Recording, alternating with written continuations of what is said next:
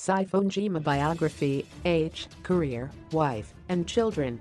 Sipho Ngema was a South African actor best known for roles in Uzalo and Rhythm City. He died on 21 April 2020 from heart failure caused by pulmonary hypertension. Career: Sipho Ngema shot to limelight after he got the role of Raymond on Rhythm City. He played a number of roles in TV shows including Dlathu, Our Stories, Heartland, Amagugu, Shabangu Pi, Tempe Pushas, Iafafa. At the time of death he was playing Terror in Uzalo, a role he picked up in August 2017 during the third season of the show.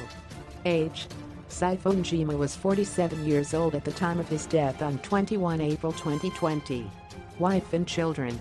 Not much is known about Sipho Ngema's wife and children except his daughter Mbali, who announced the news of his death. He passed away on Tuesday night at 10:15 p.m. at a hospital in Johannesburg. He suffered from pulmonary hypertension, which caused his heart to fail. The family is currently discussing details of his burial, said Mbali. Net worth: Sipho Ngema's net worth is not known. Yeah.